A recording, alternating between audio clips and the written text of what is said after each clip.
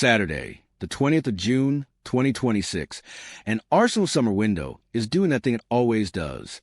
Just when it feels like the rumors can't get any louder, 3 new winger links land at the same time.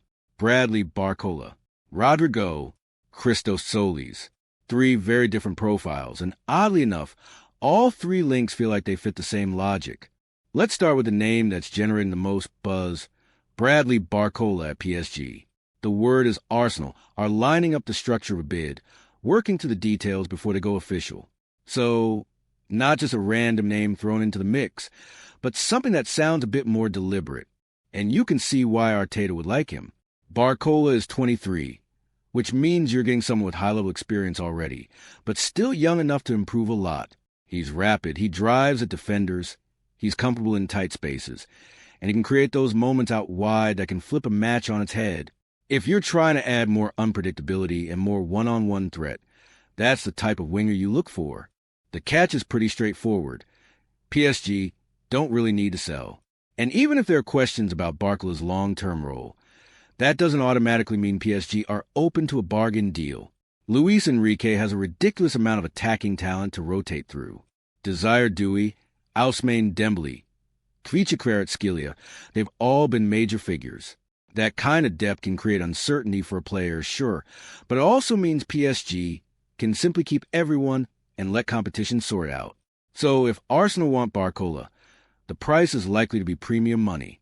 Now, if Barcola is the exciting, modern, high-upside move, Rodrygo is the headline grabber. Arsenal have been linked with him for years, and it's not hard to understand the appeal. He's one of the most gifted wide forward in the game, and if Real Madrid were ever genuinely open to hearing offers, basically every elite club will be circling immediately. Rodrygo is the kind of signing that changes how people talk about your squad overnight. He brings Champions League pedigree. He can play across the front line, and he has a technical level to thrive in a structured, positional system like Arteta's. He's not just a speed and flair winger. He's a high IQ attacker who can combine, finish, and handle the biggest moments. But then we bump into reality. The fee would be enormous.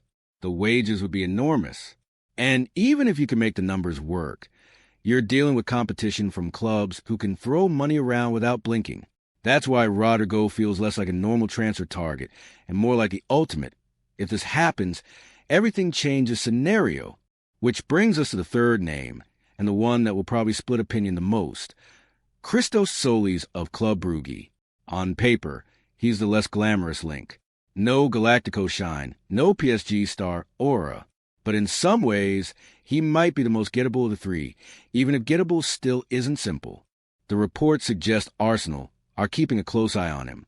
Brugge, though, aren't exactly desperate sellers, and any deal would likely need a serious fee, potentially one that pushes into record territory for the Belgian league. So it's not a cheap punt. It's a real investment. Tzolis is 24, moving into his prime. He's energetic, he produces, and he's more proven than a lot of fans might assume if they've only seen highlights here and there. And while he doesn't arrive with the superstar profile of Rodrygo or the shiny next big thing label of Barcola, he does feel like the sort of smart squad-building addition that strong teams make when they're trying to win across 4 competitions. So what's the big picture here? First, it's obvious Arsenal want another winger, and not just as a luxury. Second, it suggests Arteta and Andrea Berta are serious about raising the level of competition out wide. This isn't about having Bukayo Saka and Gabriel Martinelli carry the wide burden again. It's about depth rotation and having different tools depending on the opponent.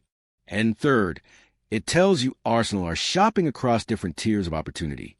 Barcola looks like the premium developmental option, young, explosive, and potentially elite for years. Rodrygo is the blockbuster statement signing, the kind that makes rivals pay attention immediately. And Tzolis sits in that smart value lane.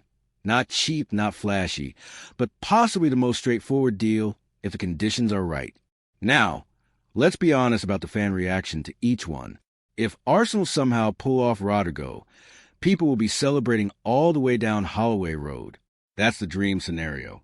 If it's Barcola, there's going to be real excitement too, because you're talking about landing one of Europe's most dangerous young wide players.